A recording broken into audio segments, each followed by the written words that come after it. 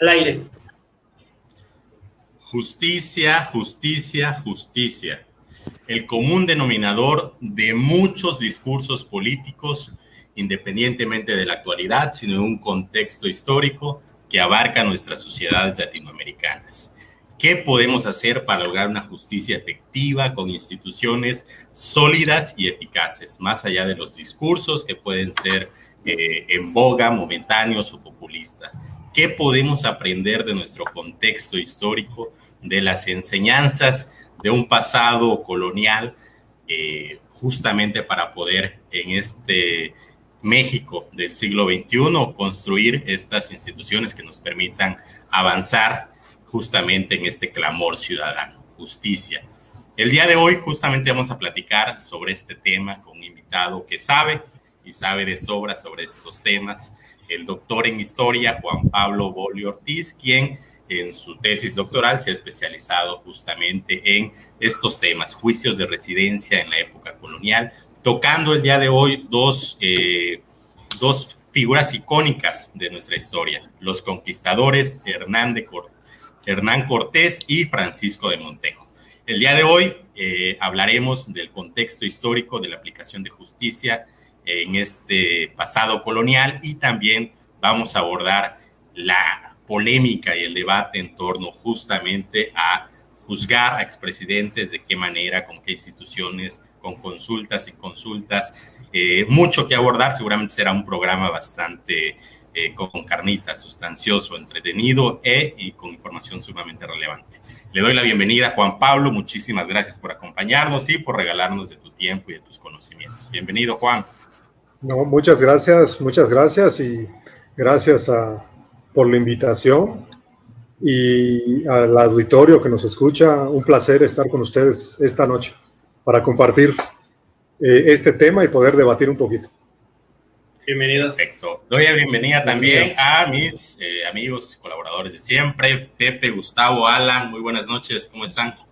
Buenas noches. Buenas noches. Golpeados un poco con la vacuna. 5G ya la activado. 5G haciendo efecto, me imagino, ¿no? Sí, ya. Listo. Juan, introdúcenos en el tema, si nos puedes dar el contexto, ¿no? La sustancia de este derrotero histórico. ¿Qué podemos aprender? Platícanos de estos juicios que hubieron a Hernán Cortés, a Francisco de Montejo. ¿Por qué se les juzgó principalmente? ¿No hay un hilo conductor ahí de ese contexto histórico hasta nuestra época de cuestiones de corrupción, de abuso de autoridad, entre otras cosas, ¿no? Cómo funcionaban las instituciones de ese entonces y a partir de ahí luego fluirá la plática en cómo ir avanzando hacia las reflexiones más presentes. Claro que sí, Heriberto, pues básicamente, como tú has mencionado, pues yo he tenido la oportunidad de trabajar como tema de tesis doctoral, los llamados juicios de residencia, que podemos sintetizarlos en procedimientos judiciales que se hacían a fortiori, sí o sí, independientemente del cargo que tuvieras. En el esquema castellano, en el esquema colonial, tenías que ser juzgado terminando tu encargo. Estos juicios tienen un origen castellano medieval en las 7 partidas de Alfonso X, estamos hablando del siglo XIII, y posteriormente se reglamentan, se estructuran, se genera toda esta parte procedimental de estos juicios hasta el año de 1500 en el esquema del derecho castellano. Entonces, como podemos ver, una de las hipótesis que yo he manejado de trabajo es que precisamente los juicios, digamos, dan frutos, crecen, maduran incluso en América durante el sistema colonial y bueno, los aplicaba la corona, como yo decía, a fortiori, sí o sí, en estos cargos públicos que tenían gobernadores, alcaldes mayores, jueces, muchos de ellos, por supuesto, los conquistadores del siglo XVI, y tenían la particularidad, algo que se me hace bastante interesante, es que en estos juicios se podían interponer quejas y denuncias por parte, primero, de las autoridades, por supuesto, es a lo que yo he llamado la acción pública, y por otro lado, de diferentes grupos sociales, llámese cabildos indígenas, llámese caciques, llámese personas, encomenderos, comerciantes en el esquema colonial. Entonces estos juicios... La gente podía promover estos juicios hacia sus gobernantes, ¿no? En cualquier organización. Sí, digamos que la promoción directamente era del propio sistema de la corona española. Ah, o sea, okay, tú terminabas... Era oficial el juicio. Era oficial el juicio. Se seguía de oficio, diríamos los abogados, ¿no? Se seguía de oficio. Era un mecanismo, algunos le llaman un mecanismo de rendición de cuentas, pero tenía la particularidad que dentro del propio juicio cualquier persona podía interponer denuncias. Obviamente estamos hablando de los denominados en aquella época vasallos del rey. Los vasallos del rey básicamente eran... Un cacique era vasallo del rey, sí. Podría decirme, me quitaron las tierras, ¿no? Y sí, y lo hacían. Y fuera de lo que se piensa, lo hacían y se quejaban y presentaban quejas y denuncias y encomenderos y comerciantes y diferentes grupos de la sociedad. Por eso, aunque algunos han dicho es que exageras, ¿no? Yo he llamado a esos juicios mecanismos de participación social, no ciudadana, porque luego me dicen, no, es que eso es un anacronismo. Bueno, participación social. Sí. Pero sí eran un mecanismo interesante y bueno, como nos comentaba Heriberto, precisamente pues tuve la oportunidad de consultar los juicios en el archivo de Indias de Sevilla, el de Montejo y el de Hernán Cortés, fuera de lo que se cree que Cortés, pues hay que enjuiciar a esos malditos conquistadores españoles que vinieron a causar destrozos y todo, pues pidan perdón. El sistema jurídico colonial sí tenía un sistema de juicios y bueno, viene a colación el tema había por lo que estamos viviendo. ¿Verdad? Funcionales. Tú fuiste directamente a Sevilla, España, a estudiarlos. Sí, traje el expediente de Montejo. Órale. Oye, ¿y no había una figura similar al fuero? ¿Cómo, ¿No había perdón? algo similar al fuero o algo así de que... En realidad, el concepto de fuero en aquella época, bueno, por supuesto el rey era el vicario de Dios en la tierra, era el representante de Dios, ¿no?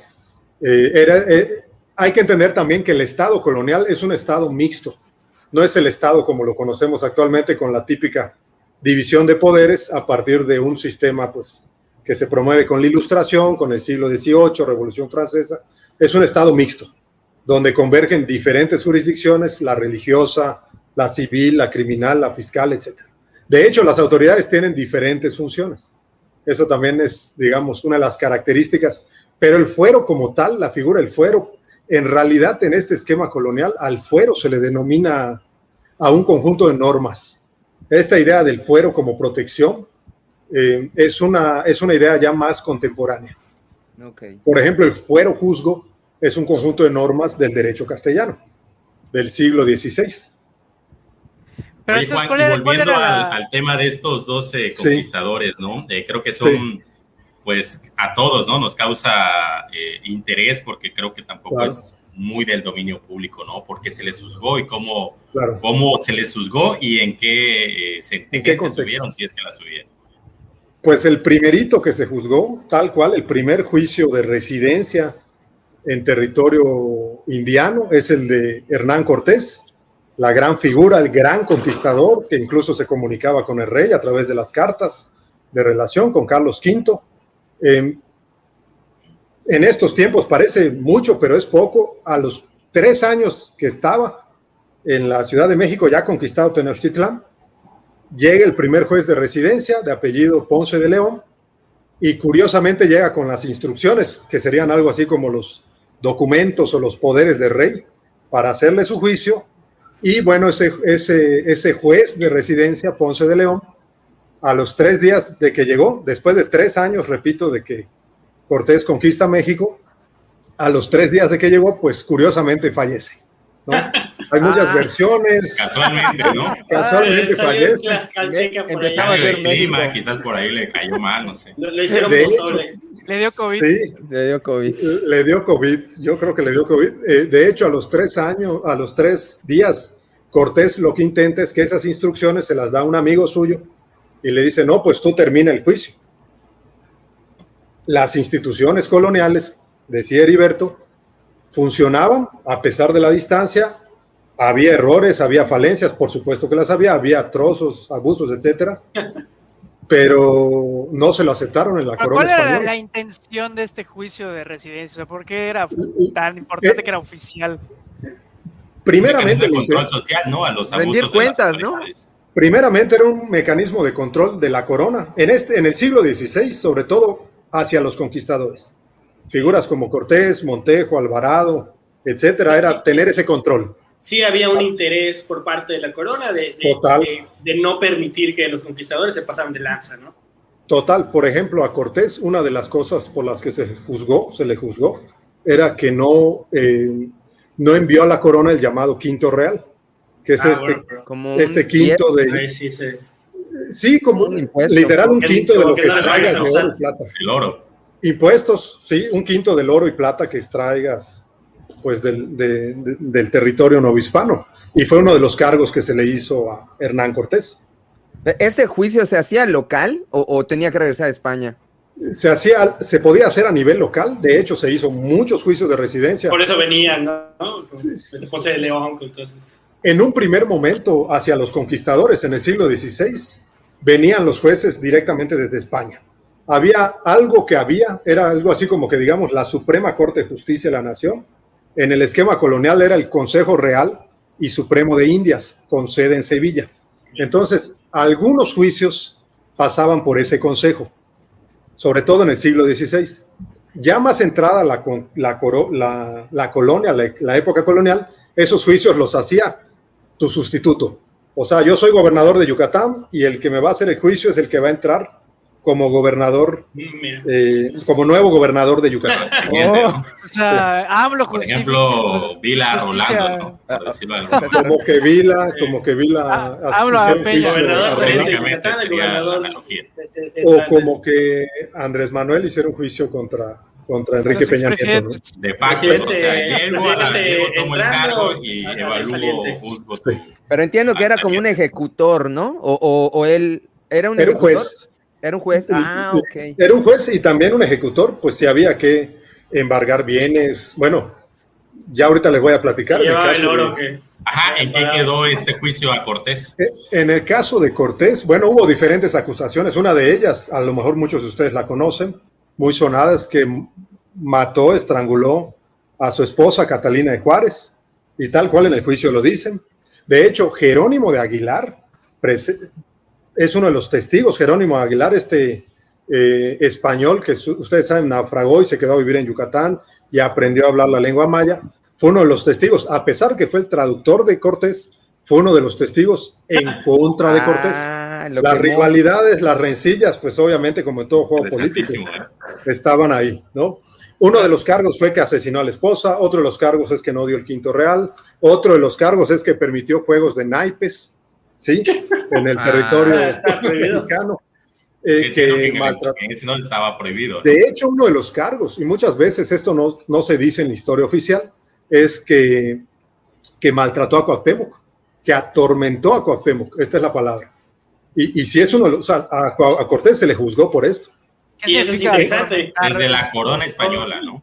Atormentar en ese contexto significa que lo maltrataste, si tuviste que dar latigazos, quemarle los pies, torturarlo, exactamente. Atormentar es el pero no, me imagino que solo por el rango, ¿no? Porque de que atormentaron a quién sabe cuánta gente, me imagino que en particular por el rango, ¿no?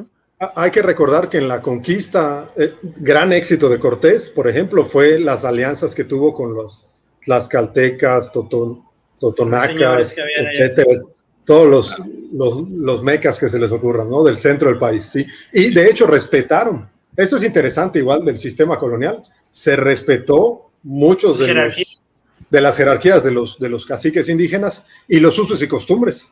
Se respetaban a nivel legislación los usos y costumbres de los pueblos de indios. Muy al contrario de lo que a veces nos cuentan en los libros de historia. Sí, ahí entra el tema. Muy al contrario. Y México, por ejemplo, como derecho humano, reconoce el derecho humano a la libre determinación de los pueblos originarios hasta el 2001. Oye, digamos, estos juicios eran accesibles, eran públicos, cualquiera podía llegar y, oye, a mí me atormentó. Una liga de Zoom y todos podían verlo. Sí, cualquiera podía presentar una queja, una denuncia. Ahí hay quejas de caciques indígenas, de comunidades indígenas. Me imagino que mandaste un escrito al consejo, ¿no? Sí, y solo no podían en este caso los afrodescendientes, los afros, porque también había en el territorio novohispano o indiano afros, que no fueran redimidos, porque también podían obtener la libertad. Fuera de lo que se cree, los indígenas, los indios en contexto colonial, ojo, no en sentido peyorativo, tuvieron libertad, eran libres por disposición jurídica desde 1543. A 22 años de la conquista hay legislación, se llaman las leyes nuevas, en el sentido de que los pueblos originarios son vasallos de rey, o sea, son libres. Los únicos esclavos, repito, eran las poblaciones afros, no redimidas. Ellos sí no podían interponer quejas. Oye, Juan, y en el caso de Francisco de Montejo, ahí ¿cuál fue el planteamiento en el juicio y en qué derivó? El planteamiento fue básicamente... a Cortés, ¿cuál fue la sentencia? A Cortés, hay que reconocer que Cortés tuvo una excelente defensa jurídica, apeló cuantas veces fue necesario. Bueno, primero, prácticamente, hay la hipótesis de que, después de que se murió el juez, asesinó al primer juez, mandaron otro juez. No, llegó el segundo juez, ya llegó el segundo juez. ¿Dijiste de qué murió? No, se dice que es de una enfermedad que se infectó, que se enfermó, pero no hay nada que, digamos, nos pudiera comprobar que efectivamente Cortés lo mandó a matar, pero pues la hipótesis histórica sí plantea esto, ¿no? Le dieron mucho en gran medida. La probabilidad es alta. La probabilidad terminó el juicio de Cortés y bueno, el de Montejo igual. ¿En qué derivó? El juicio de Cortés fácil llevó 20 años porque precisamente por estas artimañas que tenía Cortés, era muy hábil, era un personaje tremendamente inteligente. O sea, estaba en España ya exiliado y seguía el procedimiento. En un primer momento, cuando llega el juez que les comento, no. El siguiente juez llega y pues Cortés tenía sus alianzas, no pasa nada. Cuando precisamente, como nos comenta el compañero, el juicio regresa a España, al Consejo de Indias, se impulsa el juicio. Estamos hablando de 20 años después. Y Cortés tuvo una excelente defensa jurídica. La verdad es que Cortés tenía en este momento pues recursos, ¿no? De todo lo que había logrado a través de la conquista. Tuvo una buena relación. De todo el quinto que se había clavado. Sí, pues la verdad, las cosas que sí, las encomiendas que tuvo, etcétera. Él tenía una buena relación, entre comillas, con Carlos V. Hay unas cartas muy famosas, las cartas de relación. Y la verdad de las cosas es que el juicio de Cortés queda archivado. Al final del día queda archivado y nunca hay una sentencia como tal. Y todo ese tiempo lo pasa libre prácticamente, ¿no? Lo pasa libre. Obviamente se va deteriorando el poder de los conquistadores porque la propia corona española empieza a instaurar sus instituciones en el territorio indiano.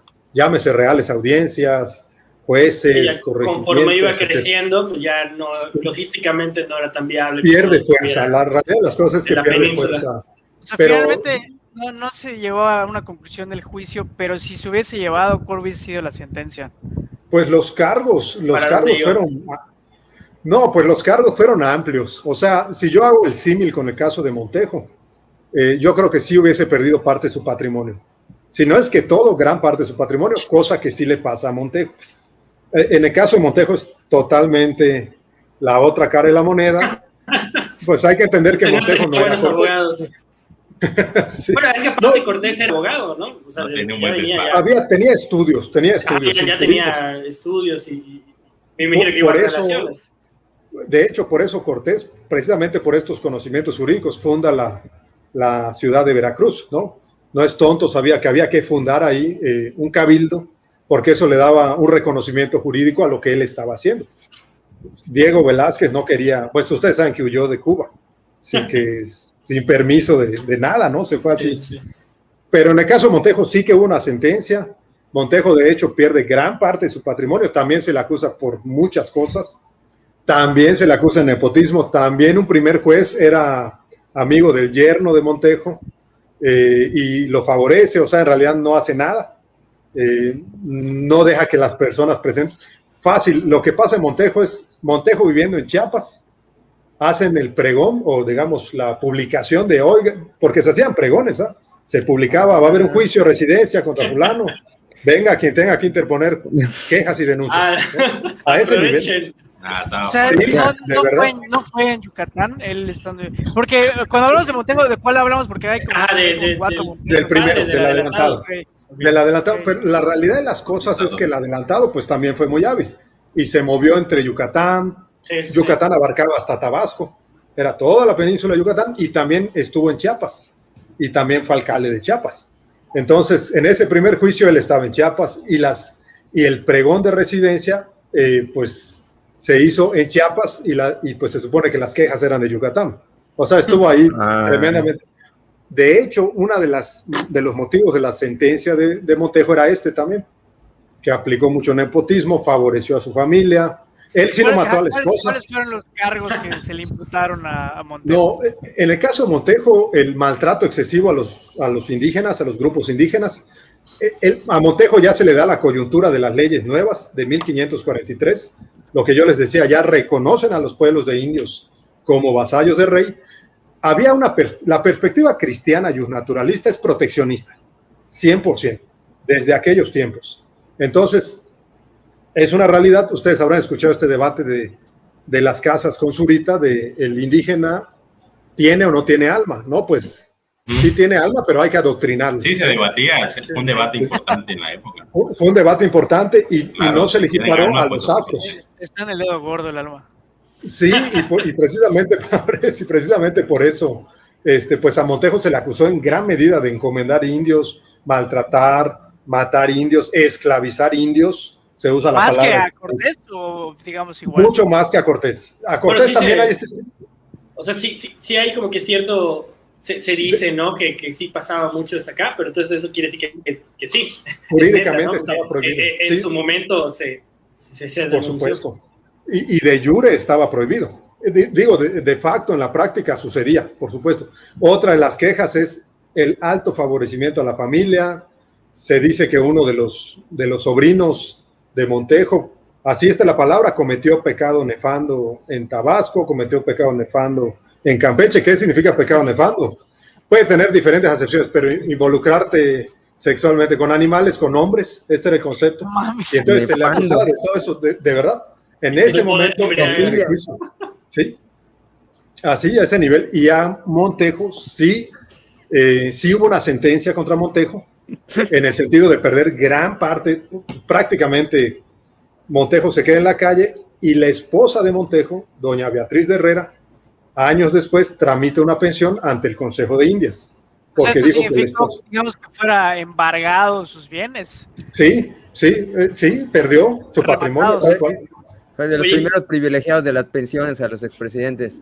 Cuando sucede... Es interesante lo que plantea Juan, porque independientemente de que puedan existir actos de corrupción, ¿no? Por gobernantes, estamos hablando de la época colonial, si hay instituciones que pueden velar porque el derecho se aplique, ¿no? Porque las leyes jurídicas tengan un impacto, pues, digamos coloquialmente, quien la hace la paga, ¿no?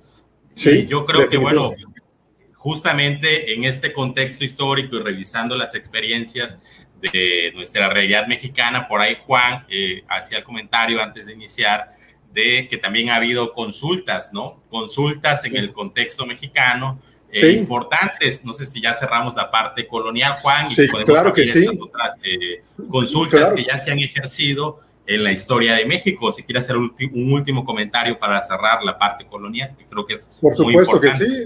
La transición del juicio durante el siglo XVI continuó. El siglo XVII seguían los juicios de residencia. Siglo XVIII siguieron los juicios de residencia. Obvio, perdieron fuerza en este siglo XVIII. Se volvieron un trámite burocrático, como yo le he dicho. Sujetos a esos juicios? ¿Solamente los conquistadores? Todos los funcionarios. Era un juicio que se hacía sí o sí. Terminabas tu encargo y se te enjuiciaba, sí. Pero siendo francos, en el siglo XVIII el juicio pierde mucha fuerza. Había muchas redes ya en ese momento en el virreinato novohispano. Ya sabías quién te iba a residenciar, ya sabías quién era tu sustituto. Y en realidad son pocas las sentencias, al menos en el caso de Yucatán, que yo vi durante el siglo XVIII, prácticamente nulas, yo les diría, a diferencia del siglo XVI. Esto se explica porque obviamente la corona quería disminuir el poder, es mi hipótesis, de los conquistadores. Ahora, ¿qué pasa después? ¿Qué sucede luego de esta época colonial? La verdad que en la Constitución de Cádiz del 12 de España sigue vigente el juicio. Ustedes saben que esa Constitución estuvo durante todo el movimiento de independencia, una parte, ¿no? Luego viene el imperio de Agustín de Iturbide, y en el imperio de Agustín de Iturbide, de hecho, digamos, en el acta del imperio se reconoce esta figura de juicio de residencia. Sabemos que el imperio pues, fue efímero, y no hay, yo no tengo registro, sí, copy-paste, no tengo registro de que hubiese un juicio en estos años de imperio, ¿no? En estos 2 años y medio de imperio. Y lo que sí tenemos, y digamos, haciendo esta transición que dice Heriberto, es que en 1824, el primer ejercicio de participación ciudadana, si ustedes quieren, el primer ejercicio de consulta, ahorita que el tema es la consulta, se registra en Chiapas, en lo que actualmente conocemos como el estado de Chiapas, y lo que se le consultó a los chiapanecos es sencillamente esto: ¿quieres ser independiente, ser una república independiente? ¿Quieres ser parte de Guatemala? O mejor dicho, de las repúblicas centroamericanas, no era propiamente Guatemala. ¿O quieres formar parte de la naciente República Mexicana que se crea con la Constitución del 24? Y los chiapanecos, tengo los datos, 90,000 votaron por el sí a México, 60,000 por el sí a Centroamérica y 15,000 por el nos mantenemos independientes. Entonces, este es el primer ejercicio como México, digamos, independiente, de participación ciudadana. Sí, en el siglo XIX se dan 2 casos más. Uno lo da el ilustre presidente Antonio López de Santana. Ilustrísimo presidente, sí, que defendió Texas con uñas y dientes. Y Antonio López de Santana pues le consultó al pueblo mexicano si querían que continuara en el gobierno, ¿no? Pues obviamente ganó el sí, ¿no? Algo que se está planteando igual, ¿no? Ojo que ya en la Constitución hay revocación de mandato, pues ahí lo dejamos también como tema. Y el presidente, el otro presidente importante, alabado por la historia oficial, pero también muy criticado desde otras vertientes, es el presidente Benito Juárez, que también planteó a través de un plebiscito reformar la Constitución para tener poderes extraordinarios. Afortunadamente en ese momento, yo digo afortunadamente, pues no se le permitió porque se consideraba que esa consulta era anticonstitucional, no estaba regulada en la Constitución. Sí, no, qué bueno que no.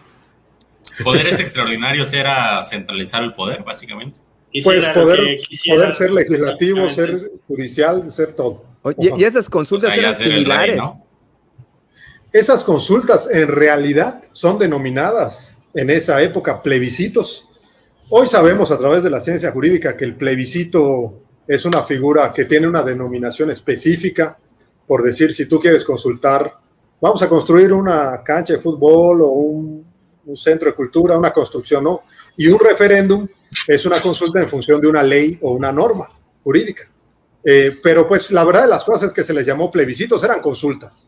Yo diría que la generalidad es la consulta y esas son... Pero no había boletas, o era mano alzada, ya ni la apuntaba. Ibas a una plaza grande y...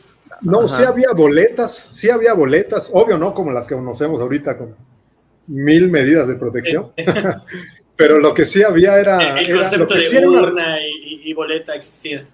Sí, existía porque pues esta es una tradición de la Revolución Francesa. Lo que no existía, y hay que ser claros en eso, era que el concepto de ciudadano no es el ciudadano que conocemos actualmente. De hecho, ustedes si checan en la Constitución mexicana, hasta la fecha dice que para ser ciudadano tienes que tener 18 años y un modo honesto de vivir. Y esa idea del modo honesto de vivir es una idea de ese siglo XIX. Sí, el modo honesto de vivir. No sé si nosotros seamos ciudadanos. No sé si... No, yo tampoco, no sé. Yo también no creo. Yo creo que no soy muy bueno. ¿Qué eres? Soy abogado. Sí, y es que en realidad en el siglo XIX el modo honesto de vivir tiene que ver con esto, con dinero. Aquel que tenga dinero es ciudadano. Aquel que tenga una... Obvio, sabemos que las mujeres no eran ciudadanas. No eran ciudadanos, no, la figura del ciudadano era una figura limitada. No tenían modo honesto de vivir. No, exactamente, no tenía modo honesto de vivir. Pero pues básicamente eso es lo que se da actualmente, la verdad, del siglo XIX, estos ejercicios que yo les platico a la fecha. siglo XXI, lo que tenemos son algunos casos de mecanismos de participación ciudadana aislados.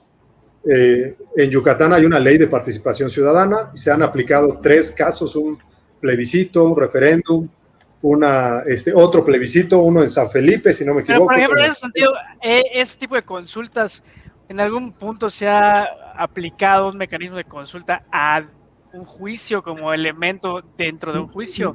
Ni siquiera en los juicios de residencia, por lo que estoy entendiendo. No, porque yo diría que no, porque los juicios de residencia como tal no eran una consulta, ya estaban armados, no era una... Bienvenido para que presentes tus quejas. O sea, denuncia. Literal, si te robó, denúncialo. Si te maltrató, denúncialo. Si esclavizó, denúncialo. Entonces, no había la presunción de inocencia, ¿no? Parece que ya era culpable. No había la presunción, pero sí había el debido proceso. Y de hecho, eso se me pasó a decirlo, Cortés alegó mucho el debido proceso. Que no se le emplazó adecuadamente, que no se le notificó adecuadamente, cosas que hasta la fecha siguen vigentes en los procedimientos judiciales mexicanos. No, él era muy inteligente. Lo que decía el compañero, la verdad tenía conocimientos jurídicos, estudió parte de la carrera de Derecho. Era un conocedor de esta parte.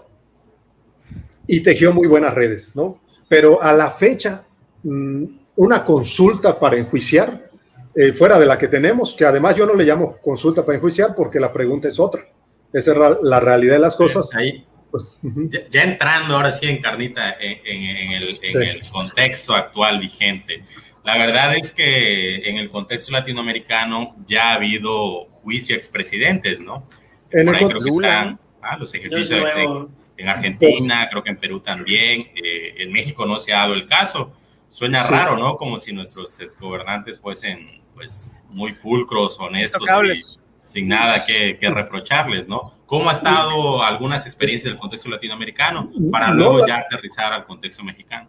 No, la realidad de las cosas, como bien señalas, Heriberto, es que curiosamente México pareciera que es la excepción dentro del subcontinente latinoamericano. O sea, no es nada extraño que se enjuicie expresidentes. Está el caso de Fujimori, hace poco Alan García, que se suicidó, bueno, estaba en un procedimiento. Presidentes en Argentina también se han enjuiciado, al menos se han hecho las denuncias, los procedimientos han iniciado, pero el caso mexicano, ¿no? Lula en Brasil, por ejemplo, bueno, actualmente la presidenta de Bolivia, que mucho se criticó, que el golpe de Estado y todo, está en la cárcel. Ajá. Actualmente está en la cárcel la presidenta de Bolivia. Entonces, digamos que en la región latinoamericana ver un expresidente en la cárcel, pues no es cosa rara, ¿no? Sí, aunque hay que recordar que México también a veces adopta cuestiones culturales, jurídicas, se va más para el norte que para el sur, ¿no? Entonces, por ahí también podemos... Bueno, el sistema penal mexicano intenta replicar muchas de las cuestiones del sistema americano, ¿no? Pero bueno, sí es curioso, bien, entendiendo en los contextos, entendiendo que es una cultura, si no compartida, similar, ¿no? Con los otros países latinoamericanos, es curioso que México no se haya dado el caso. Quizá tenga que ver con el sistema de partido hegemónico que tuvimos, o partido único que tuvimos mucho tiempo. Quizá tenga que ver también con la figura. Alguna vez escuché a un penalista que hablaba del tema de la prescripción de los delitos. Es una figura que podría ser una de las cuestiones que impide que... ¿Puedes explicar eso de la prescripción para quienes somos legos o quienes no tengan tanto? Sí, en realidad la prescripción es una figura que básicamente se traduce que con el pasar del tiempo tú puedes perder o adquirir derechos. En el ámbito penal significaría que se extinga, que termine la acción penal, o sea, que te puedan hacer una investigación, o bien, si fuiste sujeto a un proceso, que termine la pena. O sea, por el simple pasar del tiempo. Entonces, yo no sé, la verdad no soy especialista en materia penal, pero yo diría que a lo mejor Salinas, los delitos son como 20 años, ¿no? Ya prescribieron. O sea, se me ocurre, ¿no? Y quizás hasta menos, ¿sabes? Porque a veces una de las críticas es que los delitos prescriben algunos muy pronto. Y yo sé que... ¿sí? Ahí, por mi ignorancia, ¿no? O sea, decías que todavía cuando estuvo el imperio de Iturbide, pues literal, como dicen, copiar y pegar, todavía existía la figura. Después de eso, ¿desapareció esa figura? O sea, ¿desapareció esa figura? Desapareció de la legislación. ¿Qué fecha? O sea, ¿ahorita todo existe o no existe? ¿Qué es lo que no existe ahorita? No, o sea, existe, no es tal cual eso. No es tal cual. Algunos autores dicen que el juicio político, que ustedes saben que es un juicio que se hace en la Cámara, investiga la Cámara de Diputados y la sentencia la dicta el Senado. Algunos dicen el juicio político es una continuidad del juicio de residencia. Yo no lo creo. Yo no lo creo porque está, digamos, el que hace el procedimiento es el Poder Legislativo como tal. ¿Me explico? Otro, la declaración de procedencia también tiene es esto ante las cámaras. Otro sería, hay quien dice el juicio de amparo, que además nació en Yucatán. Hay que defender esto. Los hermanos jaliscienses, pues, no, pues andan ahí con Queotero y todo, pero esto es orgullo yucateco. Pero tampoco es lo mismo, porque el juicio de amparo, pues ustedes saben, tiene un principio que es, bueno, sin meternos tan a fondo, de que es a instancia de parte. O sea, el que lo promueve es el que está perjudicado, ¿no? Relatividad de la sentencia, o sea, afectan a uno. Estos juicios de residencia eran juicios colectivos. Incluso un grupo social podía presentar su queja dentro del juicio. Entonces, no se puede hacer. Ese juicio no. Hay que legislarlo. Yo creo que hay que legislarlo. Interesante. O sea, de esa forma, como planteas que pues estaría bastante divertido al menos. Sí, efectivamente. Vamos a enjuiciar a este güey, todos que tengan sus quejas. Bueno, a lo mejor se volvería un caos, ¿no? Porque a lo mejor podría llegar alguien que decir, un mercado, yo perdí mi trabajo por su culpa y se volvería un maldito circo. Entrando en materia, sabemos todos que en el mes de agosto va a haber una consulta, se está promoviendo desde la Presidencia de la República, que bueno, desde la parte partidista o política de la grilla se dice enjuiciar a expresidentes, ¿no? Sí. Sin embargo, propiamente en la formulación de esta consulta, pues no es tan específico, ¿no? Ahí creo que tienes por ahí la pregunta, Juan, ¿cómo es el proceso para promover esta consulta? Y bueno, ¿cómo sería vinculante y qué es lo que se está preguntando realmente? Porque creo que hay algunas confusiones por ahí entre la audiencia, entre la sociedad. Sí, la verdad de las cosas es que es un ejercicio inédito. Yo les decía, desde el siglo XIX no tenemos un ejercicio de este tipo, a nivel nacional, a nivel macro. ¿Cómo se promueve la consulta? La consulta la puede promover el presidente de la República, como sucedió en este caso, la puede promover el 3% de los ciudadanos de la lista nominal. De la lista nominal. Que sí se ha intentado, pero no ha procedido. Y la puede promover también un porcentaje de cualquiera de las cámaras de diputados o senadores. En el caso que estamos el presidente la promovió, la pregunta automáticamente tiene que ser validada constitucionalmente por la Suprema Corte de Justicia y se las leo. La pregunta original que plantea el presidente es el tema del enjuiciamiento a los expresidentes. Sabemos Salinas, Zedillo, Fox, Calderón, Peña Nieto. Pero actualmente la pregunta dice esto a partir del control de constitucionalidad que ejecuta la Suprema Corte. ¿Estás de acuerdo o no en que se lleven a cabo las acciones pertinentes? Ustedes, pues pertinentes, híjole, con apego al marco constitucional. Yo creo que siempre hay que apegarnos al marco constitucional y legal para emprender un proceso de esclarecimiento de las decisiones políticas tomadas en los años pasados por los actores políticos. No sé si esto incluye a Moctezuma, a Cortés. A lo mejor podemos volver a enjuiciar a Cortés, Santana, a Porfirio, a Benito, a todos, encaminado a garantizar la justicia y los derechos de las posibles víctimas. Esta es la pregunta. La realidad de las cosas es que la pregunta, por el marco legal así lo dispone, la tiene que validar la Suprema Corte y esta es la validación que hizo la Suprema Corte. Así queda la consulta. De hecho, fue modificada por la Suprema Corte la pregunta. Sí, fue modificada, efectivamente. O sea, el presidente planteó una pregunta y pues la pregunta que quedó a través del control de la constitucionalidad es esta. ¿Qué es lo que pasa luego? Bueno, pues que el instituto encargado de organizar los ejercicios de participación ciudadana y educación cívica en México, pues es el INE, ¿no? Ustedes también recordarán que antes de esta consulta, pues hubo otros ejercicios que yo llamé sondeos de opinión en su momento. Yo no lo llamé consulta. Lo del aeropuerto y... El aeropuerto patito, lo de la mano alzada. Eso, mero. Pues yo los llamé sondeos de opinión, ¿no? ¿Por qué? Porque la consulta popular pues tiene un marco jurídico, como decíamos en la época colonial. Está analizado, ¿no? En la ley, ¿cuál es la ley? ¿Cuál que lo regula?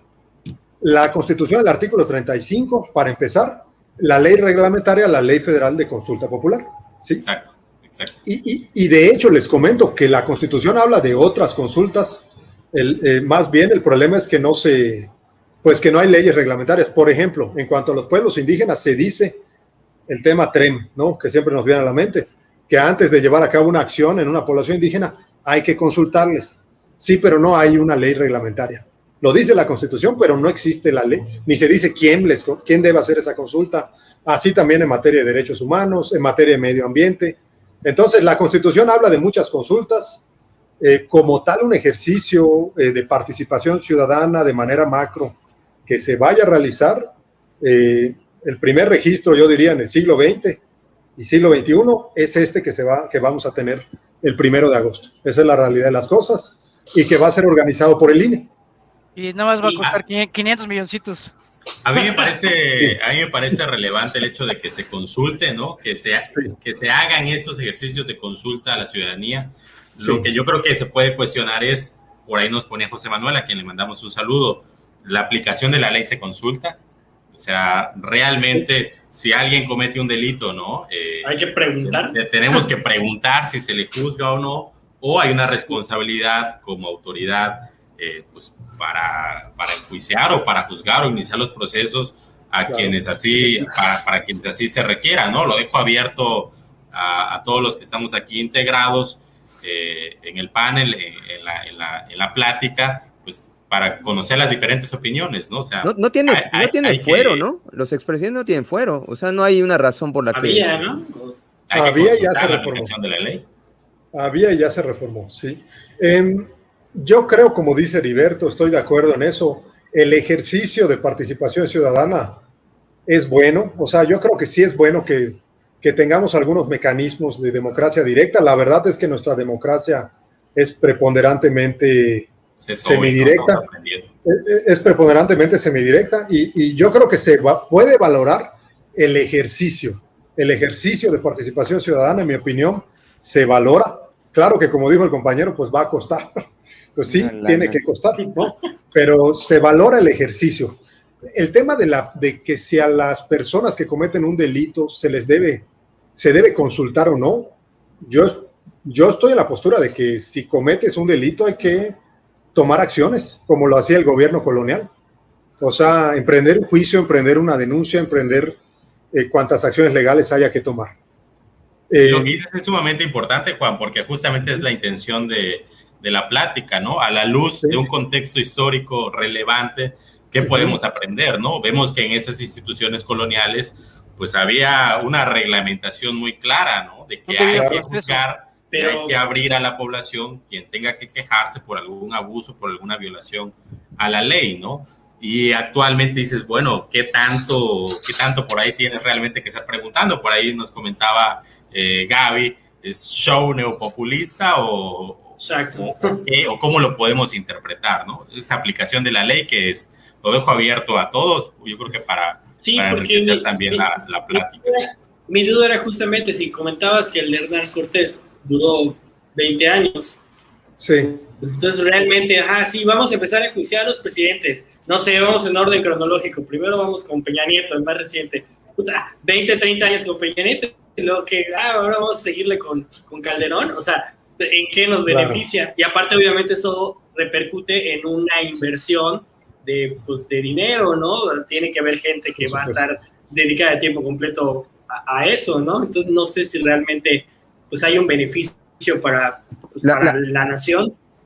Y la pregunta es qué tan factible es de que alguien de ellos pueda pisar la cárcel, ¿no? O sea, de que de verdad se llega al último de la justicia, ¿no? Yo creo que eso no va a pasar, ¿no? De cualquier manera. Suena bonito, pero en la teoría, pero en la práctica. Es que en realidad yo una de las cosas que siempre he comentado es que en México el problema no es un problema de leyes. En México existen las leyes. Hace poquito de hecho, hay exceso de leyes. Hay exceso de leyes, efectivamente. Y de hecho, hace poquito, comentaba uno de los compañeros, se eliminó el fuero a los presidentes. En realidad, hoy en día se puede presentar una denuncia por cualquier tipo de delito. Muchas se siguen de oficio, ¿no? Muchos de los supuestos delitos se siguen de oficio. Pues ¿no? muchos oficios, sí. Es un tema también, yo creo, de voluntades, o sea, de la administración pública ejerza esas leyes, las ejecute. Y también otro de los temas que yo creo que el problema que tenemos en este país es la falta de profesionalización de esas instituciones. Yo creo que también ahí tenemos un déficit tremendo, ¿no? O sea, sale un gobierno y se renueva toda la plantilla de personas de la fiscalía, aunque se diga que es autónoma, sabemos que es autonomía. Sí, depende de la presidencia. Sí, en realidad es ridícula, ¿no? Pero la realidad yo creo que es un tema de profesionalización. Y de hecho la autonomía es reciente, porque antes era PGR. La PGR, claro. Y yo diría, actualmente con esa autonomía, ¿por qué no se presentaron las denuncias? ¿Por qué no se ejercitan las acciones penales? Como bien decía un compañero, no, pues a lo mejor a Peña Nieto, que es el último, se pudo haber presentado una denuncia, sí, pero no se hace. O sea, se prefiere consultar, que además no se va a consultar eso, repito, se va a consultar otra cosa totalmente diferente. Sí, y no es que me ponga a defender a los expresidentes, pero exacto. O sea, puede haber muchas cosas que se dicen en el calor de la opinión pública o al calor de la política, pero pues siempre, o sea, ¿dónde está la evidencia? ¿Cuál es el delito específico? ¿Quién es la víctima específica de qué delito? Exacto. Y si solo es hablar por hablar, pues... Claro, porque... Probablemente sí haya delitos, como decían, un show populista. Pan y circo. Pues oye, el que Gustavo, afirma está muy loco. Tú como abogado, ¿cómo se tendría que integrar realmente para ver un ejercicio de justicia, ¿no? De aplicación de la norma? Bueno, como dice Juan, o sea, debe haber un expediente de oficio que abriera la Fiscalía General de la República. O sea, una denuncia específica de hechos, de qué ocurrió, cuándo ocurrió, aquí están los documentos, aquí están los testigos, aquí están las personas afectadas, obviamente no una notificación para la parte acusada que se pueda defender, o sea, hay todo un debido proceso y claro. Pues por lo que hemos visto, ese debido proceso inclusive desde la colonia viene y en general son conceptos jurídicos, o sea, que al menos en la teoría y en la ley están, simplemente se debe de aplicar la ley y no tendría por qué estarse consultando. Para que exista realmente un juicio a un expresidente, pues debe haber una denuncia de hechos específica. Y pues solamente hay denuncias en la opinión pública. Exactamente. Claro, igual yo pongo el contexto sobre la mesa, el contexto político, ¿no? Que hemos vivido recientemente, y pongo el caso del Bester Gordillo. Bueno, cuando empezó el presidente Enrique Peña Nieto a impulsar estas reformas del Pacto por México, pues necesitaba un ejercicio de legitimación importante, y en ese entonces yo me acuerdo que la cabeza del Bester Gordillo fungió, ¿no? Cumplió esa función de decir, bueno, hay una voluntad importante pues por aplicar la ley, por hacer justicia, por legitimizar la acción política, la acción pública. Se va a la cárcel el Bester, y bueno, después vemos que hay una transición del partido político, hay otro sexenio, otro grupo en el poder, y el Bester sale libre, ¿no? Después de ser el gran villano, pues ahora... en el hospital y luego... O sea, la pusieron al banquillo 6 años. Es simbólico. Exactamente. La congelaron 6 años. Ya justamente es que inclusive se le vinculó ahí con la creación de un partido político porque tenía personas allegadas, ¿no? Que afortunadamente, bueno, digo yo, desde mi muy particular opinión, pero yo lo registro ese partido político, pero a lo que voy es aplicación de la ley. Por ahí lo mencionaba en un comentario, como show político, como legitimación política, como al calor del momento, de las circunstancias, de la coyuntura, inicia un proceso legal contra tal o cual figura, ¿no? Que pueda... La verdad es que como ciudadanos yo creo que nadie se opone a que se juzgue un expresidente, o la gran mayoría, ¿no? A un delincuente. Si alguien general, cometió un delito, sea expresidente, sea gobernador, sea quien sea, pues que se le aplique la ley. O sea, yo creo que nadie está en contra de eso. Lo que estamos analizando, creo que tratando de deshebrar por ahí algunas fibras, es justamente hasta dónde realmente hay una voluntad o una institucionalidad en la procuración de justicia para lograr esta pues aplicación de la norma, ¿no? Este combate a la corrupción, que no haya impunidad y demás. y hasta dónde volvemos nuevamente con estas dinámicas muy arraigadas quizás en nuestra cultura política de simulaciones, ¿no? De que pues te meto a la cárcel, pero no más tantito en lo que acaba el sexenio, lo mismo con los gobernadores, ¿no? Yo tengo luego una sales libre, retomas tus propuesta. privilegios. O sea, ¿qué nos falta ahí para avanzar realmente en una institucionalización hacia la aplicación de la justicia? Pues de mi parte yo creo que falta profesionalización, aunque suene a lo mejor algo que se ha escuchado mucho, pero sí que falta, la verdad, las instituciones, alcaldías, gobiernos de los estados, instituciones del gobierno federal, sí falta una fortalecer, digamos, yo creo, los servicios civiles de carrera, crear servicios civiles de carrera. La verdad es que son contados los que existen a nivel nacional. Creo que el Banco de México, por ahí, Relaciones Exteriores, el INE también tiene un servicio de carrera, pero creo que eso yo creo que ayudaría a pensar a la administración pública como una, pues aunque suene, no quiero que digan, no, mercantilista, neoliberal, no, pero sí como una empresa. Donde quieres tener a los mejores. Perdón, pero sí, es servicios de carrera. Yo estoy en pro de la meritocracia. A meritocracia, ok. Servicios de carrera, meritocracia. Aspiracionismo. Pues en Alemania funciona muy bien. Aspiracionismo, clase medierismo, o sea, todo de eso que nos ayude a tener sueños, sí, ilusiones.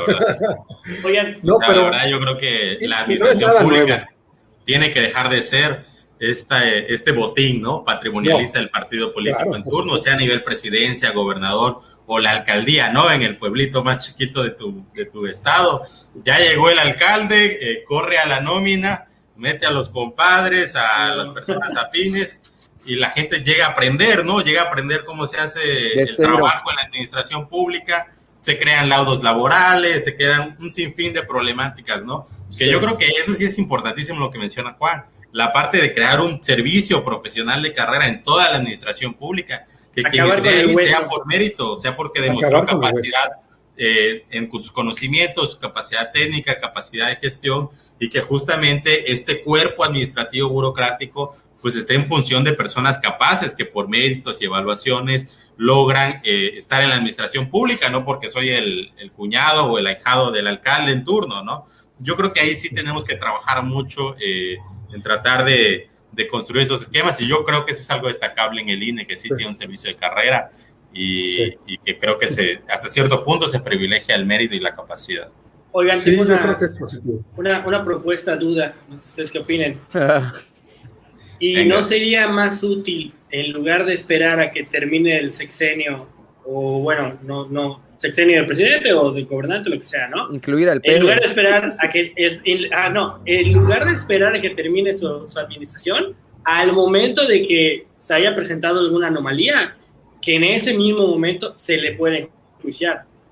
O sea, yo creo que si lo vemos de una manera útil, pues sería más útil de que si ahorita hizo una irregularidad, si ahorita salió una Casa Blanca, de una vez te enjuicio. No me espero a que termine tu sexenio para que el siguiente gobernante lo tenga como acto populista de, ay, voy a enjuiciar al anterior. Le mandamos un saludo a Peña Nieto, que debe estar en una Lo que pasa es que la realidad es que en México no ha existido un concepto que en el mundo anglosajón siempre ha existido, que es el imperio de la ley. Aquí no, la ley es algo como algo poroso, algo flexible, sobre todo si es con respecto a alguien que tiene mucho poder en países como Estados Unidos, pues por ejemplo, hasta el propio Trump, que pues por momentos chocaba con eso. Clinton, pues fue parado por las instituciones, y esa es la y se intentó llevar a juicio político a Trump. Sí. Buen ejemplo. Sí. Y en funciones, Y en funciones. Así debería ser. O sea, lo ideal así debería ser. Pero es que en teoría la Secretaría de la Función Pública, en teoría, cubre esa función. Pero bueno, es que la Secretaría es lo mismo, o sea... Y en el aspecto penal, la Fiscalía General de la República no tendría por qué estar esperando el beneplácito presidencial. Sí, ni ninguna consulta. Si hay un delito, es más, denunciar de una vez. Si mañana AMLO viola a una niña, por decir algo exagerado, se debería poder... No, lo veo más bananero, O sea, yo el presidente sí lo veo casi, ahorita sobre todo imposible. O sea, el presidente lo veo bananero, puta. Eso sí, yo creo que es más fácil que se acabe el mundo a que pase esa madre. Sí, yo creo que hay un consenso social, o sea, realmente, si le preguntas a cualquier persona, independientemente de su ideología política o partidista, te va a decir, bueno, pues que se juzgue, ¿no? O sea, si cometió un delito, si desvió recursos, o sea, como a cualquiera de nosotros. O sea, yo creo que eso no está debate. Ciudadanos. No. Técnicamente, dioses intocables. López Obrador ha reconocido delitos en las mañaneras, ¿no? Cuando salió lo de Pío Obrador. De hecho, ha confesado delitos en la mañanera. Ha confesado delitos. Dijo, el dinero que recibimos era para la causa. Eso es ilegal. Ha atacado al INE y en campaña, o sea, en periodo de veda, o sea, que no había de hablar, ha hablado, o sea, ha hecho cosas que están fuera de la ley. De hecho, les adelanto algo, que la promoción de la consulta solo la puede hacer el INE. Así que si ven por ahí que oye, la consulta a fulanos, es ilegal. Hay cualquier otra promoción es ilegal. Presidentes, una madre, sí, o sea, ya hay varias. Ilegal. Por ley. Ahora sí que, como decía Gustavo, por el imperio de la ley, habría que promover acciones. Pero bueno, en la República es que no va a pasar, ¿no? Todo es posible. La verdad es que tiene mucha legitimidad el López Obrador, ¿no? O sea, yo creo que sí sería un momento muy difícil para el país que quisieran enjuiciar a López Obrador, independientemente de que sea culpable o no.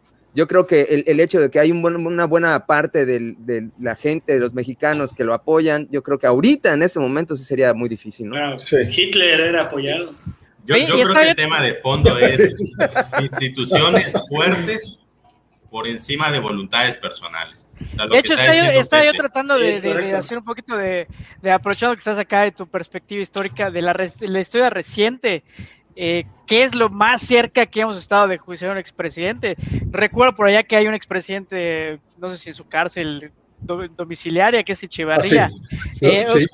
Desde ese punto de vista, ¿qué tan cerca hemos estado de poder haber hecho esa parte de los juicios a los expresidentes?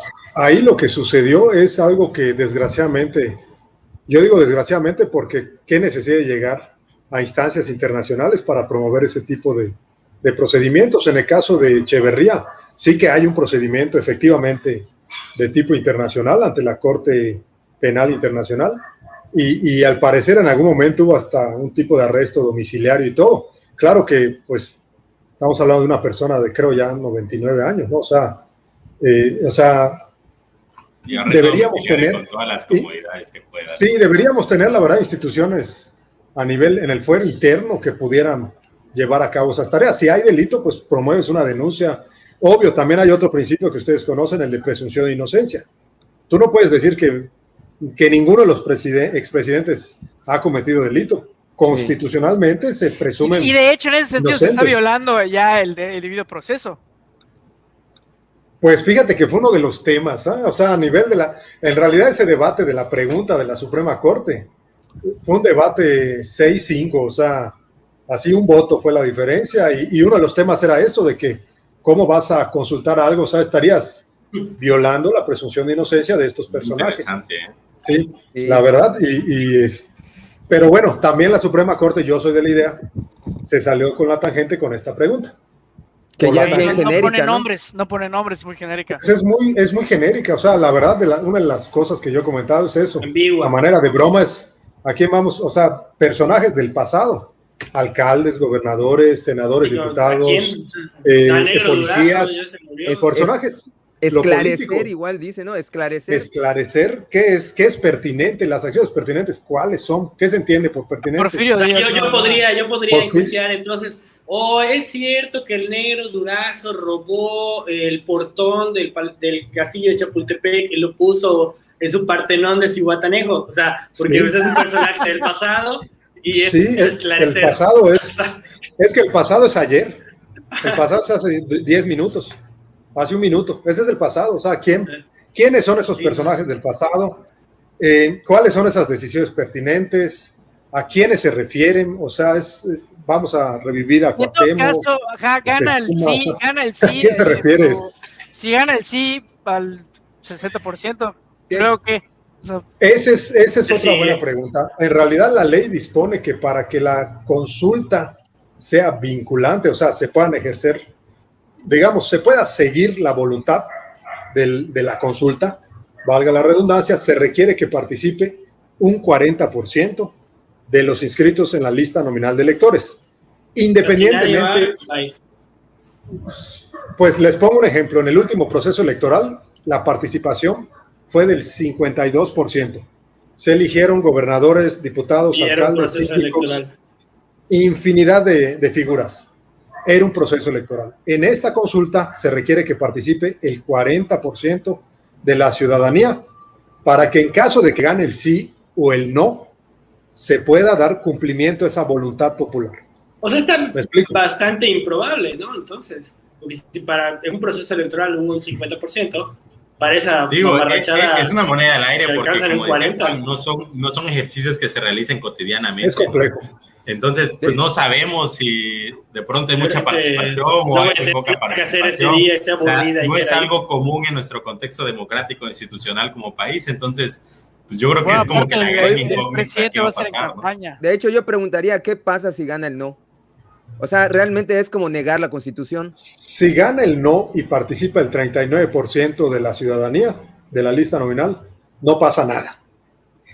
Fue un ejercicio de participación. 40, si participa arriba del 40, el 40, que pase el no, pues se tiene que seguir la voluntad del no. Que no se tomen acciones contra el pasado, contra personajes del pasado. ¿Es inconstitucional? O sea, ¿esta consulta sobrescribe la Constitución? Es constitucional porque se siguió el procedimiento constitucional para llevarla a cabo.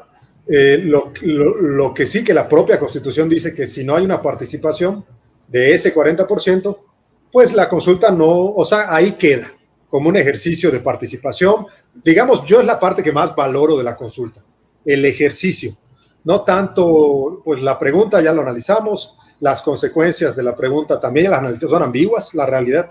Yo creo que se puede decir abiertamente, es una pregunta muy ambigua. Entonces, si no hay ese 40%, pues no, simplemente queda ahí. Para registro histórico lo tendremos como el caso de Chiapas, queriendo ser independiente, como el caso de Santana, como el caso de Benito Juárez. O como los juicios de residencia, pero ni siquiera como esos, porque eso sí, había sentencia, había debido proceso, había acciones, había quejas, había denuncias, y sí se les juzgó. Yo en algún momento, cuando había ese debate de qué es que el perdón a la corona española, España como tal, pues yo dije, pues es que a ellos sí se les juzgó. Mejor que pidan perdón. O sea, el perdón del Estado Nacional, ¿no? Nunca se le juzgó ni a Benito Juárez, ni a Díaz, ni a Santana, a eso sí, no, nada. Pasaron así, y ni a Peña Nieto, efectivamente a ninguno de los expresidentes. Tenemos un caso sui generis, fuera el caso que decía Gustavo, a nivel internacional del presidente Luis Echeverría, ¿no? O López Portillo, perdón, ¿no? Entonces, Echeverría. Sí, entonces, efectivamente, pues tenemos una historia por eso a mí no me gusta prejuzgar a la colonia. Yo soy colonialista, lo digo abiertamente. No hispanista, colonialista. O sea, regresamos a la colonia. Porque además la corona sí protegía muchos de los derechos que se empiezed a proteger en tiempos recientes. No, claro, todo en el debido contexto, ¿no? Aunque el presidente actual, que es descendiente de españoles, diga que no, sí. Oye, una pregunta, ¿habemos alguna parte de la población que siente que se están tirando el dinero a los mexicanos con esa consulta? Nosotros como mexicanos que no estamos de acuerdo con esa consulta, no tenemos una manera de hacer nada al respecto, ¿verdad? Una consulta para no hacer consultas. Exactamente. Bueno, no sé. Una consulta para que sea consulta. Pues, yo la verdad, una iniciativa popular. Pues lo que veo es de que, por ejemplo, ahorita está muy en boga de los niños con cáncer. O sea, dices, oye, claro, no puedes comprar las medicinas de los niños y sí vas a hacer esta cosa. O sea, para mí sí es una pérdida de dinero. Y yo sé que... o la propia pandemia, o sea, cuántas cosas no podrían... No hemos terminado de vacunar a toda la gente. Y la inseguridad, tantos detalles que hay allá. Sí, la verdad, la realidad de las cosas es que el INE está haciendo... No es que yo me ponga la camiseta así a ultranza, pero la verdad es que se están haciendo cosas, un esfuerzo increíble por llevar esta consulta. O sea, se está exprimiendo como ustedes no se imaginan. Es un esfuerzo increíble, la verdad. O sea, no hubo un presupuesto etiquetado para hacer la consulta, para el INE. Y el INE pues está haciendo un máximo esfuerzo ahí para... O sea, haz la consulta, que se pueda llevar Pero va a haber, Así por lo que fue, entiendo, en el Twitter, a lo mejor el número no es sensible, ¿no? Pero en el Twitter yo he visto varios que creo que van a repetir los funcionarios de casilla, ¿no? Muchos van a repetir. Esa es la idea. Esa es la idea, pero si quieren participar. He visto que muchos dicen, el Max Kaiser dijo, no, sé que yo estoy muy orgulloso de haber sido parte de las elecciones pasadas, pero no voy a ser parte de este circo. O sea, él lo puso allá, ¿no? Y dije, oye, qué interesante de que a lo mejor si van a tener el INE, pues un problema allá, de que pues la gente que pues ya estaba todo listo para repetirlo, ya no van a ser parte. Es bastante importante. Y la realidad de las cosas es que en el INE se está haciendo... Lo que hace. Oye, pero espera, este tema de la consulta es en agosto, ¿no? Es y luego hay otro tema que es la revocación.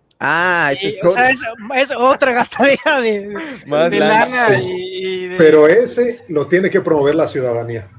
Ahí sí lo tiene que promover la ciudadanía. O sea, ahí no claro o sea, todavía no es un... O sea, no va a haber... sí se mete, sí. Y con la patilla pues tiene que promover un porcentaje de la lista nominal, si no me equivoco, el 3% también. Juntar firmas para promover la revocación. Si no se promueve, no se hace. Esa es la cosa. Siempre ojalá, como dice Heriberto, las leyes, pues las leyes ahí están. Las lee uno y dice, oye, qué padre este estado, está padrísimo, es un estado de derecho. No, sí, el manejo que se le da a las leyes. Igual es el 40%. Del listado nominal. Para participar, sí, para que sea vinculante la consulta.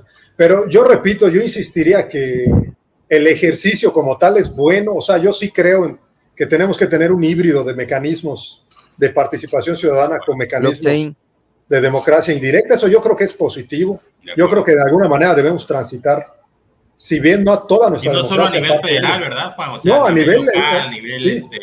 Yucatán es el ejemplo. De hecho, exacto. Hay algunos mecanismos de participación democrática, que es la iniciativa popular, el plebiscito, que es como lo comentabas, el tema de las canchas en la colonia fulanita, o por ejemplo aquí que pasó. O sea, eso es importante en la vida democrática de una localidad. Hay contextos donde sí es adecuado, pero como que ya esto ya es tal vez estirar demasiado la liga, ¿no? Sí, yo creo, fíjense, pareciera, por ejemplo, son temas, tú dirías, en Acanqué 2011, plebiscito para ver si se construye o no una cancha de fútbol. Ese fue el primero, ¿verdad? Fue el primero. Es el estado de Yucatán, México, ¿no? Yucatán. Ya saben que Yucatán es pionero en todo, ¿no? O sea, independizarse, ese es otro tema, deberíamos platicarlo otro día. San Felipe 2013. San Felipe 2013, Casa de la Cultura, ganó el sí. En Casa de la Cultura. Si no me recuerdo, en ese tiempo todavía no había ni siquiera ley reglamentaria de eso, o sea, fue un tema ahí medio extraño, ¿no? Sí, pero luego se creó, no, pero sí se creó la ley de participación. A raíz de eso se creó. Y luego Chapap 2004, construcción de otra obra pública, que era un parque, ganó el sí. Y de hecho, eso no se aplicó en Mérida en 2011, y no sé si recuerdan el tema del paso deprimido. Fue el tema. Sí, y del mercado también, Ana Rosa Payán en algún momento quiso promover una consulta por el mercado, pero pues no tuvo eco.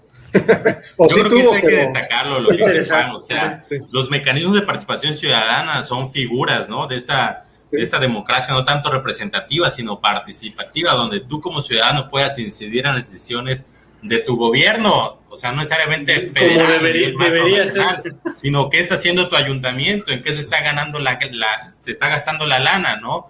¿Cuáles son las acciones públicas para mejorar tu entorno? O sea, yo creo que ya hay un marco legal que las normas. Sí. Yo creo que es positivo y hay que tratar de promoverlas, ¿no? Y reconocer las autoridades electorales que son las encargadas de organizarlo.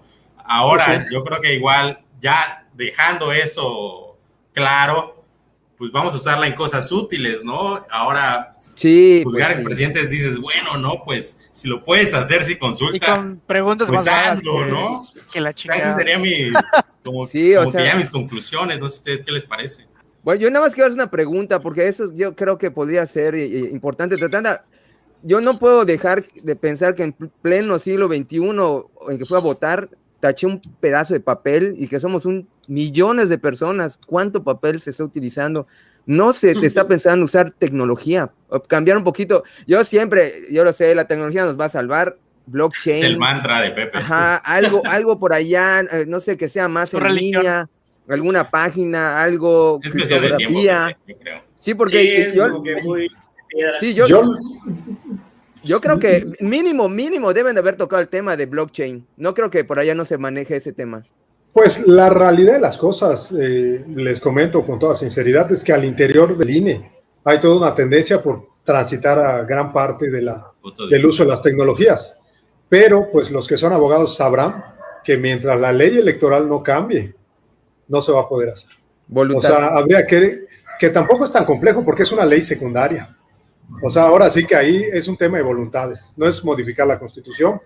El voto, el mexicano y el extranjero, por ejemplo, esta vez se hizo de manera electrónica, como decía el compañero, en una página de internet, tal cual.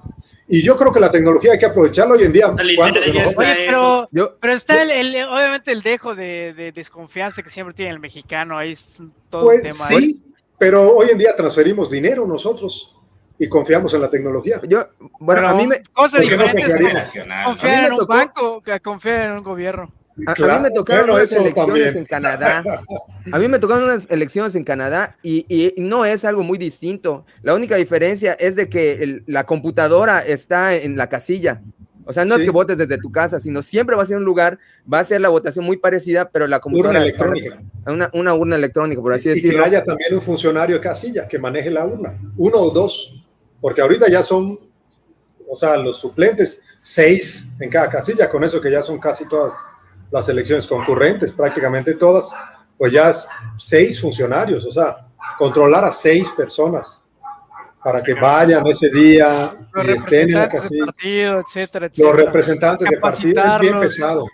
Yo creo que sí sería bueno. Es muy bonito, yo estoy todo, pero en la práctica ya no funciona. Lo que yo digo es de que serían más baratas, ¿no? Porque precisamente lo que ahorita está doliendo un poco es que va a ser la nota en la que van a tirar por la ventana y a lo mejor ni va a servir de nada. Y como bien dice Heriberto, pues es una pregunta que pues vamos a usar en algo más útil, ¿no? Entonces, si van a hacer así preguntas así como que, no sé, por el humor de la gente o del presidente, pues que sea algo más barato, ¿no? Por lo menos. El humor. Pues no sé. No, la tecnología sí abarataría, está comprobado que abarataría costos. Muy bien, pues yo creo que hemos dicho lo sustancial. Creo que es muy importante mirar el presente, ¿no? A la luz también de nuestro contexto histórico. Por ahí leía eso en una línea de la tesis de Juan, que la verdad está espléndida, me gustó leerla. Gracias. Y mirar también el pasado, el contexto del presente, ¿no? O sea, yo que estoy pariendo con una tesis ahora, pues lo valoro y lo admiro, ¿no? O sea, ¿qué podemos aprender de nuestro contexto? Había instituciones funcionales, ¿no? En la época colonial, donde pues, si te pasabas, había alguien ahí que pudiera... Había mecanismos de control, ¿no? Porque pues la corrupción, el amiguismo y eso parece ser que siempre ha existido y existe, ¿no? Pero que hayan instituciones que justamente velen porque haya una institucionalidad, un marco legal que ayude a vincular, ¿no? Lo que pasa con lo que debería de pasar, lo que puedan haber sanciones en caso de excesos y demás. Creo que ha sido una de las reflexiones muy relevantes de este diálogo y me gustaría invitarlos a todos ya para una ronda de cierre, pues ir en este contexto de todo lo platicado, preguntarles qué podemos hacer para construir pues un México más justo, ¿no? Más apegado a las leyes, más apegado a las instituciones y no tanto a los vaivenes de los calores políticos o las conclusiones que quieran. Por ahí, Pepe, venga, tu conclusión. Bueno, pues yo, como siempre, ¿no? Ya lo mencioné, si vamos a hacer este tipo de cosas que yo creo que de alguna manera ayudan al país, yo soy abogo porque se distribuye el poder, yo creo que es una manera de distribuir el poder, no que alguien te represente y diga, vamos a hacer eso, a lo mejor los que te eligieron no están de acuerdo, en cambio la gente es la que tiene el poder de decir, vamos a hacer esto, yo creo que sí es una buena actividad, pero yo definitivamente, como siempre digo, creo que hay que meter un poco más de tecnología, un poco más de educación a la gente, también para que todos nos pongamos de acuerdo de que no vamos a consultar cualquier cosa, sino van a ser cosas útiles para el país. Y desde luego, tratar de que sea menos circo, ¿no? Porque yo creo que acá hay mucho circo que a la vista podemos ver que no le va a hacer nada de bueno al país. Yo creo que al final hasta el efecto va a ser el inverso, va a dividir un poco el país esta pregunta, que creo que es hasta un poco lógico después del tipo de pregunta que están haciendo. Y pues desde luego agradecerle a Juan Pablo, que yo como ingeniero no tenía idea de que habían juzgado o que habían tenido este juicio a Hernán Cortés y Montejo. Me pareció fantástico. Es un viaje que nos acabas de dar por la historia que para mí, que soy ignorante de la historia, me encantó. Te agradezco mucho que hayas compartido todos sus conocimientos y pues a los que nos siguieron, agradecerles que hayan llegado hasta acá y que nos compartan y nos den like. Bien, entonces, Gustavo, abogado, nuestro abogánster de cabecera, tus conclusiones, propuestas. Sí, pues igual agradecer a Juan Pablo, realmente ha sido un viaje histórico, es muy interesante conocer esas instituciones jurídicas que había en ese tiempo y que pues sí, había leyes en la colonia, había figuras legales, había debido proceso y es muy interesante conocer que inclusive figuras como Hernán Cortés y Francisco de Montejo fueron juzgados y sentenciados por allá por incluso delitos medio extraños, como el atormentamiento y esa palabra que no recuerdo cuál era, nefando, delito nefando. Y yo creo que la cultura de la legalidad es lo importante, ¿no? La cultura de la legalidad, porque como comentábamos, en México no tiene un problema de leyes, al contrario, si tú entras a la página del Cámara de Diputados, apartado leyes federales, hay como 300 leyes. Cuéntale más tus reglamentos. Entra a cada una de las cámaras de diputados locales, otras 200 o 300 leyes por estado. Así, no tenemos un problema de leyes, tenemos un problema de aplicación y de cultura de la legalidad. Y ahí está el tema de la especialización de las instituciones que comentaban. Yo creo que por allá va el asunto. Y pues agradecer a todos y nos vemos en el próximo Diálogos. Bien, entonces, Alan, las redes para quien guste seguirnos, suscribirse, pues compartir y demás, y por supuesto tus conclusiones. Pues si nos están viendo en YouTube, que le den ahí en la campanita, suscribir, que le den me gusta, siempre, eso siempre hay que hacerlo. Y en Facebook nos pueden buscar igual como Diálogos, y también si son personas que no les gusta mucho lo visual y prefieren escuchar mientras hacen ejercicio, se bañan o lo que sea, pues nos pueden buscar en Spotify y en Apple Podcasts igual como Diálogos. Estamos como Diálogos, somos únicos e incomparables. Y pues bueno, mis conclusiones bueno, a veces es muy magnífico poder ver que todo lo que te van diciendo, o sea, la historia oficial y la historia de la SEP, no concuerda, o sea, toda esta leyenda negra de que pues, los conquistadores vinieron aquí a masacrar y habían, o sea, que estamos viendo que, bueno, sí, masacraron unos cuantos, pero habían leyes, o sea, había un aparato funcional y robusto que juiciaba justamente a todos esos pues, conquistadores que se pasaban de lanza. O sea, había un interés por la corona, por pues, que haya una legalidad, ¿no? A diferencia, por ejemplo, pues, la corona británica, que pues, ahí llegaban y hacían el cagadero que quisieran, ¿no? Lo triste es en qué momento, cuando nos independizamos, perdimos eso. O sea, ¿por qué no lo seguimos aplicando? ¿Por qué le ganó a lo mejor la avaricia o el poder a los gobernantes del México independiente y dijeron, no, esto no me conviene, que me juzguen, que pues yo quiero ser aquí como que mi mini rey y quiero hacer mi santa voluntad? Creo que es algo que sí deberíamos volver a retomar, pero no esperando que termine la administración. O sea, el presidente, el gobernador, el alcalde y quien sea es un ciudadano común y corriente, y al momento de que cometa una acción, en ese mismo momento se le debería juzgar. Creo que sería más rápido, más económico y más útil que esperar a hacer un circo mediático en el sexenio siguiente. Y pues más que nada, esa sería mi conclusión. Muchísimas gracias, Juan Pablo, y pues estaría genial que volvieras a estar acá hablando de la independencia de Yucatán o de cualquier otro tema. Con todo gusto. ¡Viva Yucatán! Pues sí, lo programamos, ¿no? Para hablar de cochinita. Claro que sí. Hay que aprovechar. De la República de Yucatán, hay que analizar ese pasaje de la historia, es muy importante. Yo creo que está genial, lo programamos. Sí, claro que sí. Juan, te reitero mi agradecimiento. No, a ustedes, muchas gracias. De veras, gracias. Realmente sabes que en lo personal, ¿no? Eres una amistad que valoro mucho y además gracias, te admiro por todos tus conocimientos, por tu personalidad, por tu carácter, por tu temple y por tu capacidad para comunicar y para ilustrar, ¿no? Yo creo que es algo muy valioso. Tienes ahí el don de la pedagogía también. Entonces te lo agradezco y bueno, me gustaría escuchar tus conclusiones finales ya para ir cerrando esta emisión. Por supuesto, agradecerles a todos ustedes, al auditorio que nos escucha. Ha sido un placer platicar del tema. Son temas que me apasionan a mí.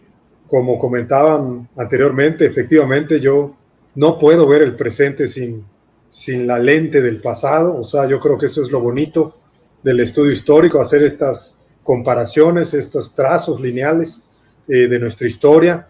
Y efectivamente, como señalábamos desde el ámbito jurídico, pues rescatar efectivamente que México, digamos, en la imagen, en la fotografía, pues es un país efectivamente de leyes, pareciera que es un Estado de Derecho, pero bueno, ser este Estado de Derecho solo se va a lograr cuando tengamos instituciones sólidas que en verdad se fortalezcan a través de personas capaces, preparadas, que tenemos muchas en este país, tenemos excelentes universidades, o sea, yo creo que deberíamos aprovechar todo ese capital humano que se genera en las diferentes regiones de nuestro México y en verdad crear una administración pública sólida, formada por los mejores, por los más capacitados, no solo desde el ámbito académico.